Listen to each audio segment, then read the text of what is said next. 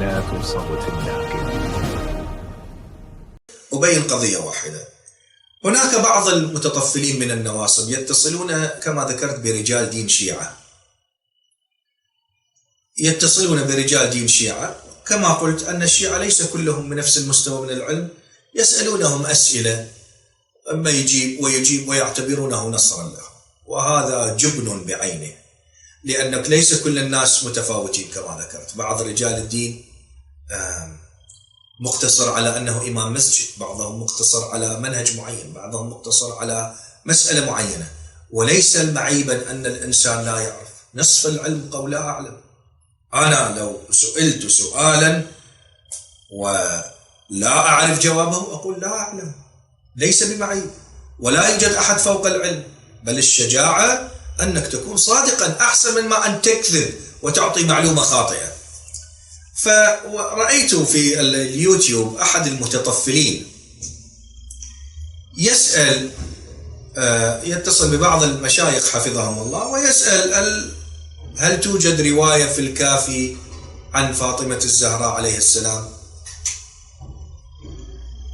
وما أحمق سؤاله. طبعا للأسف هذول يعني معممين مساكين، ما عنده، لعله ما مطلع، لعله مو شغلته، لعله ما صار له فترة أنه رجل دين قوم. وأنت كل من ترى أنه هو وضع العمامة على رأسه فهو يستطيع أن يجيب. نعم، المتخصصون ممكن يستطيعوا أن يجيبوا على أعظم هذه الأسئلة أو معظم هذه الأسئلة، هذا صحيح، ولكن أنت تختار الأناس الخطأ، وهذا ليس معيبا بحقهم، ولكنه معيب بحقك أنك تسأل أناس ضعفاء لعله، أو تسأل أناس ليست منهجيتهم هذا المجال أو لم يطلعوا، وتعتبرها ذريعة ضد الشيعة. أخوتي، فأنا أقول لكم ما أخبى هذا السؤال. لماذا؟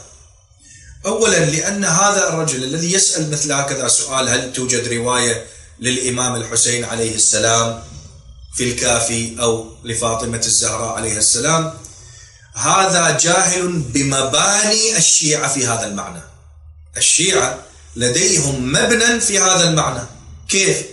أن روايات أهل البيت عليهم السلام من رسول الله صلى الله عليه وآله إلى الإمام صاحب العصر والزمان روحي له الفداء كلها واحدة. يعني قول الباقر قول الصادق عليه السلام، قول الصادق قول الباقر عليه السلام، وقول الباقر قول علي بن الحسين عليه السلام، وقول علي بن الحسين قول الحسين عليه السلام، وقول الحسين قول الحسن، وقول الحسن قول علي، وقول علي قول فاطمة، وقول فاطمة قول رسول الله صلى الله عليه وآله. يعني لا يوجد فرق. هذا مبنى الشيعة. نحن نعتقد أن هؤلاء هم معصومون مطهرون منزهون عن الخطأ والرذيلة، وقولهم واحد. فإذا كان كذلك فلا توجد مضر، ولا لنفترض أنه لا توجد رواية. أنا طبعا سأبين، وهذا كذب طبعا. الزعم والادعاء أنهم ادعوا أن الكافي لا توجد فيه رواية عن فاطمة الزهراء، هذا كذب، سأبينه كذب واضح وموثق عندهم أن روايات الكافي لا توجد فيه عن فاطمة الزهراء. ولنفترض لا توجد رواية عن فاطمة الزهراء، شنو المشكلة في ذلك؟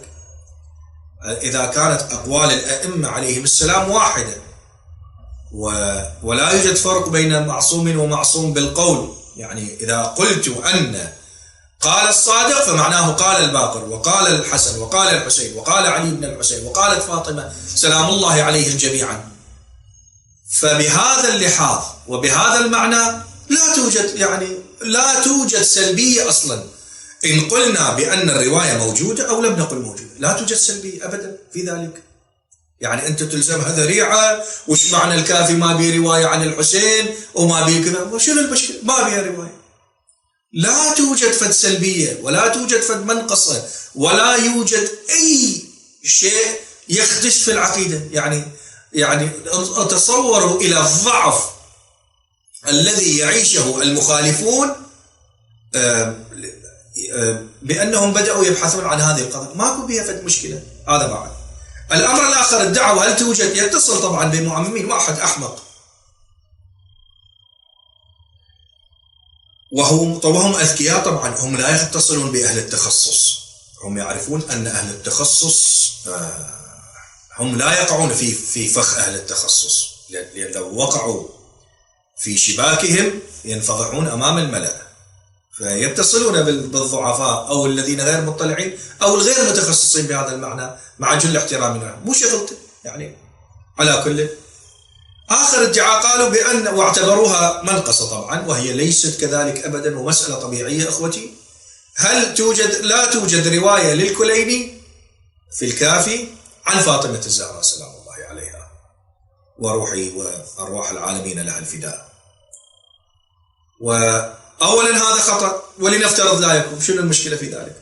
قول المعصومين كل واحد، لأنه جاهل بالمبنى، لو كان عرف هذا المبنى لما كان اتصل واعتبرها منقص. لا توجد أي أريد أن أبحث أين المنقصة وأين المشكلة في ذلك، هذا واحد.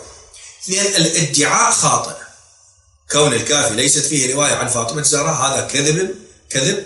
وأنا سأروي لكم رواية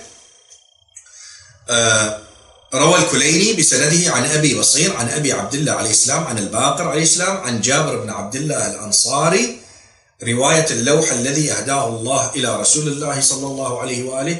قال لها جابر يعني إلى فاطمة: بأبي أنت وأمي يا بنت رسول الله صلى الله عليه وآله، ما هذا اللوح؟